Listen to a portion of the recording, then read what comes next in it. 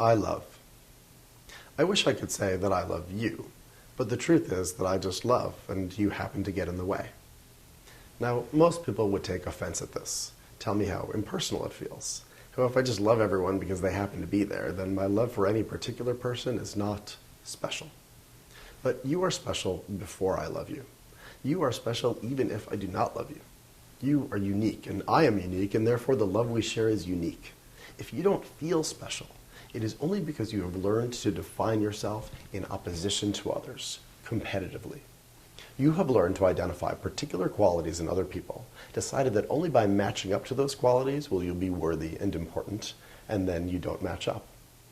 Maybe those particular qualities are irrelevant to your unique nature, and your essence is characterized by other qualities entirely. But you do not recognize your extraordinary and beautiful qualities. Instead, you have lost in a competition of comparisons, and you have learned to do this, and so now you are insecure. And it feels like love directed from me to you, love which appears to have something to do with your qualities, and based on reasons, and which I direct only at you and not at everyone else. It feels like this love will be enough to actually make you special, enough to transform your mundanity and ordinariness into specialness, as if my love makes you into something.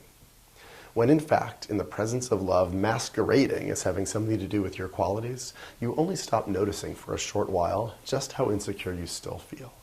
And only when for some reason my love for you lapses or is withheld, do you notice and remember that you are still as insecure as always, still feel as undeserving and unremarkable and inadequate. Because what you're doing is asking for conditional love. You want a love that depends on you possessing certain qualities, or having certain accomplishments, or being certain specific ways. You want a love that only comes to you because of something you supposedly are that's different from everybody else. And you don't always stop to notice that if you stop being this way you supposedly are that makes me conditionally love you, then I won't love you anymore. And this will prove how ordinary and therefore unlovable you are, because you don't meet up to these inappropriate self-imposed standards you've learned. And you are constantly under the threat of being cut off from my love, or of my love being intercepted by somebody who beats you in the competition of comparisons. And this threat exists because the kind of love you're looking for, which is maybe the only kind of love you think there is conditional.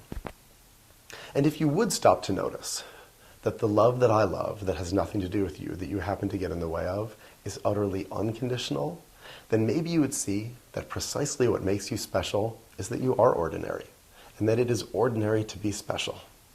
And in fact, the more ordinary you are, the more your true essence of specialness can be present, because it's not being obstructed by a pose or a pretense that you can't hold up anyway.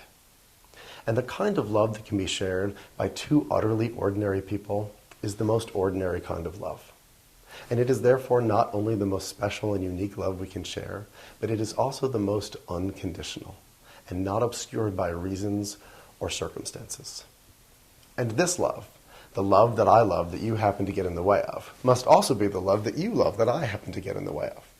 And being the only kind of love that is completely unconditional, it is also the only kind of love that cannot be threatened by conditions changing. And it is therefore the only real source of security. So for you to be secure in the fact that you are in fact special and unique, and that you are special and unique precisely because you are ordinary and human, requires that you accept this ordinary, unconditional love that has nothing to do with you as the only love that is really available to us anyway, and recognize that this form of loving is really all you've ever wanted, when you thought you wanted transitory, conditional love directed at you because of your supposed qualities and attributes. And if you realized all this, you wouldn't take offense when I say that I just love, and you happen to get in the way. Instead, you would answer with the only answer you could give in the presence of such awesomely ordinary love. You would say, of course, I love too.